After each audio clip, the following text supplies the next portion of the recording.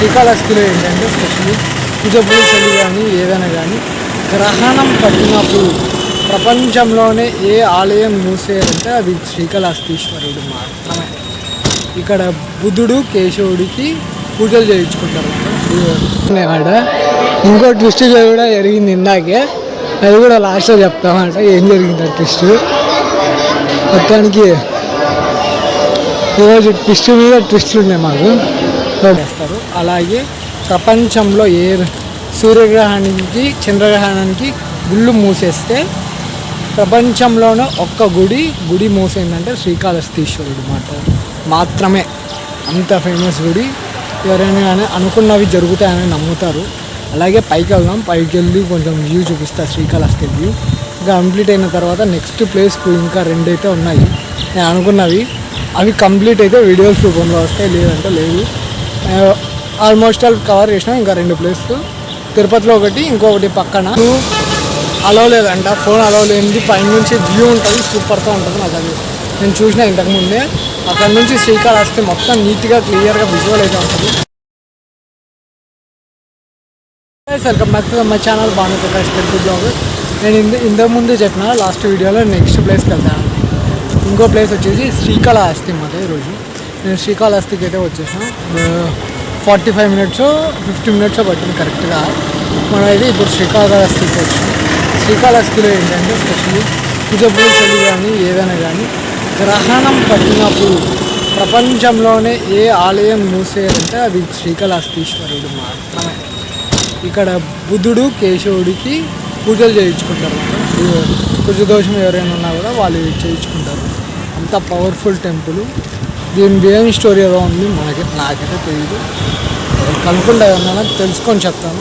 మొత్తానికి అయితే శ్రీకాళహస్తి అయితే వచ్చేసినాము. శ్రీకాళహస్తిలో ఫుడ్ ఏం ఫేమస్ అంటే పాల్కోవా. మీరు టైం ఉంటే పాల్కోవా కూడా ట్రై చేసి షార్ట్స్ రూపంలో అయితే పెడతాము. మొత్తానికి అయితే లోపల దర్శనం అయితే వెళ్తాము. ఇది మాట. ఇంకో 2 ప్లేస్లు ఉన్నాయి, అవి కూడా కవర్ చేసేద్దాం.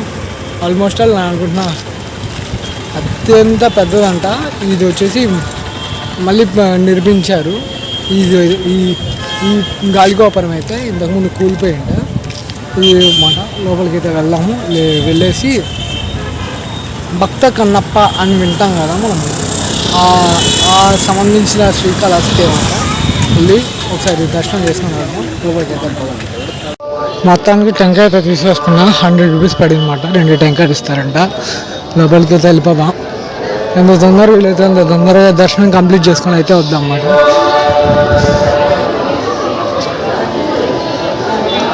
మొత్తానికైతే ఈ జర్నీలో ట్విస్టుల మీద ట్విస్టులు ఉన్నాయన్నమాట.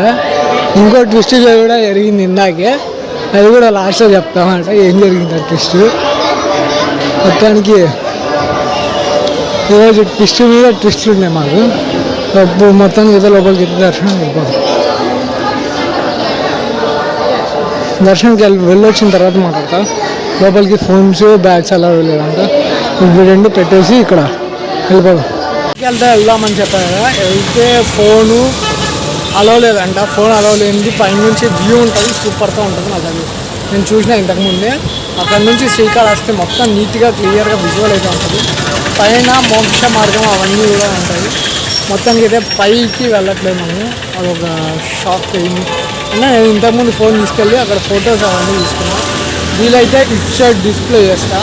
అక్కడ నుంచి వ్యూ అయితే బాగుంటుంది. మొత్తానికైతే ఇది మన బ్లాగ్ శ్రీకాళహస్తీశ్వరుడు.